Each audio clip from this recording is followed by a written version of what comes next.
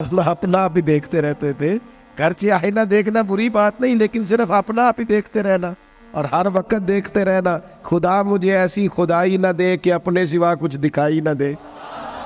ये भी कोई इतना ठीक मसला नहीं।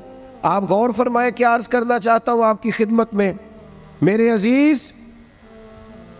एक तो अगर मैं बड़ी समझदारी से और बड़े गौर से और बड़ी तवज्जो से आपको ये बात समझाना चाहता हूं कि अगर हुजूर से प्यार करोगे ना, तो ये जितनी दौलतों की और शोहरतों की मोहब्बत दिल में आती है, ये खुद ब खुद निकल जाएगी, खुद ब खुद निकल जाएगी, आसानी हो जाएगी, जीना आसान हो जाए। दूसरी बात आपकी खिदमत में अर्ज करूं, हम ना ताज़ा दम नहीं रहते, हम परेशान रहते हैं,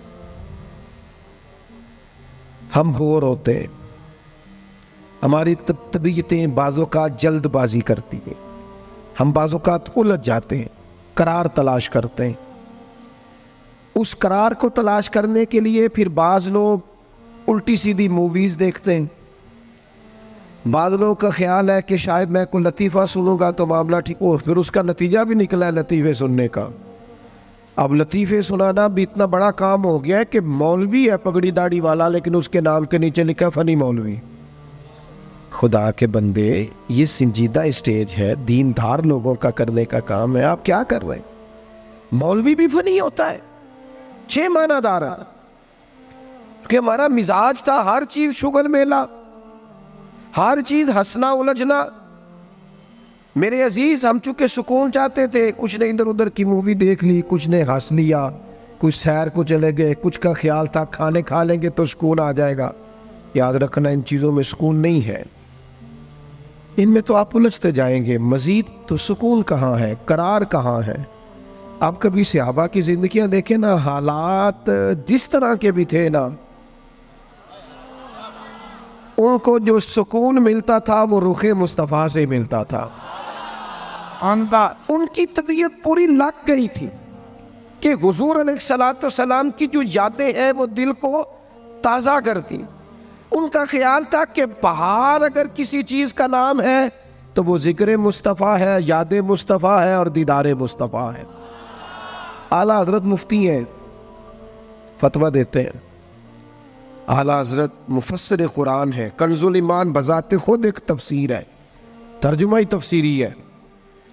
आला हजरत मुहद्दिस हैं, वो जब अहादीस मुबारका का हवाला देते हैं तो यूँ लगता है कि जैसे बड़ी गहरी नज़र है इनकी, रावियाने हदीस पर भी, उसूल पर भी, और हाफजा भी मजबूत है हिफ्ज़े हदीस के लिहाज। सारी चीज़ें उनके पास थी, लेकिन वो पता क्या कहते थे? कहते थे ये जो मेरा दिल चमकदार है ना, और ये जो मेरी तबीयत हल्की फुल्की है, उसकी वजह ये है कि उनकी महक ने दिल के गुंचे खिला दिए।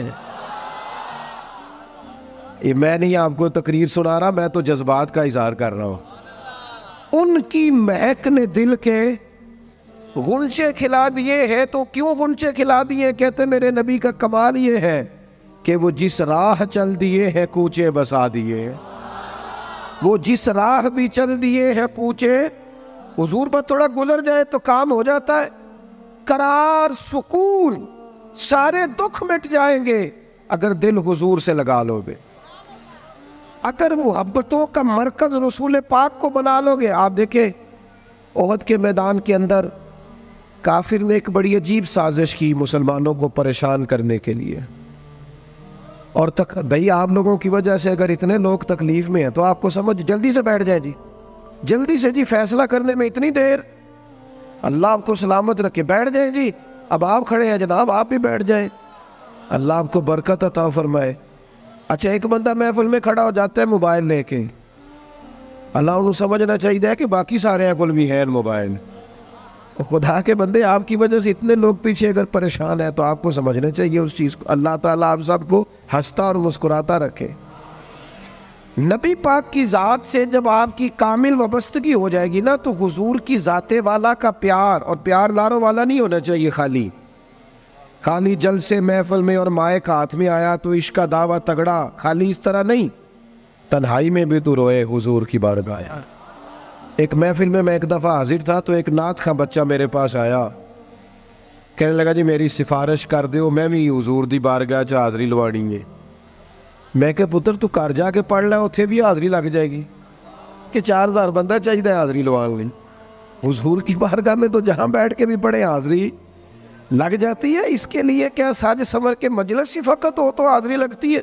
ये भी आला हाज़री है, पर वो तो वल्लाह वो सुन लेंगे और फरियाद को पहुँचेंगे हम। बस इतना तो हो, कोई फरियाद करे दिल से, तू बात तो दिल से कर। आपकी जब कामिल वाबस्तगी हुजूर से हो जाएगी ना, तो ये गुर्बतों का डर, ये परेशानियाँ, ये आजमाइशें, एक जगह रोना नहीं रोया हज़रत बिलाल ने कभी अपनी गरीबी का, एक जगह परेशान नहीं हुए कभी हज़रत सलमान फ़ारसी के मैं परदेसी हूँ, एक जगह भी कभी जनाब सुहैबी रोमी को तकलीफ़ नहीं हुई। क्यों भला? इसलिए कि हुजूर की मोहब्बत ऐसी दवा है जो हर बीमारी से शिफा अता कर देती। ओहद के मैदान में काफिरों ने एक चाल चली थी। उनको पता था कि कौन सी बात मुसलमानों को ज्यादा परेशान कर सकती है।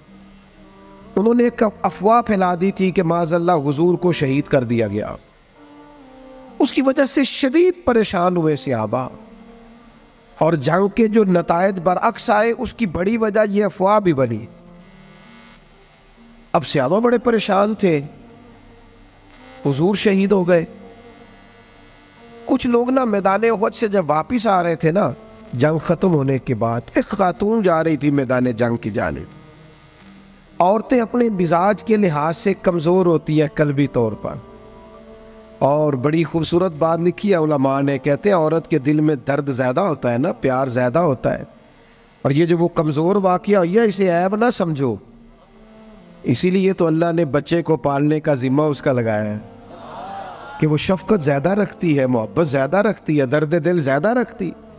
इसलिए जिस दर्द से वो बच्चे को पाल लेती है ना। मेरा बेटा एक दिन घर में कुछ पका हुआ था, उसकी अम्मा कहने लगी खाना खाओ, कहता है मैं नहीं खाना। ओदी अम्मा कहती मैं बड़ा जोर लाया, बड़ी मेहनत की थी, बड़ी गर्मी च पकाया, अज तो यही खाना पैना है। कहने लगा मैं नहीं खाना, मैं आराम से खाना खा रहा हूँ। अब वो माँ बेटा बहस कर रहे हैं।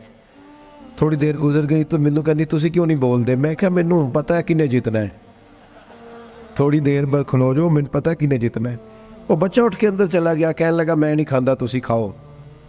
वो फिर 5 मिनट लगे तो वो पकाना शुरू करता जो बच्चा कह रहे हैं। तो मैं क्या मैंने तो पता है ना नतीजा की है, तो इस बहस में जाने की ज़रूरत है।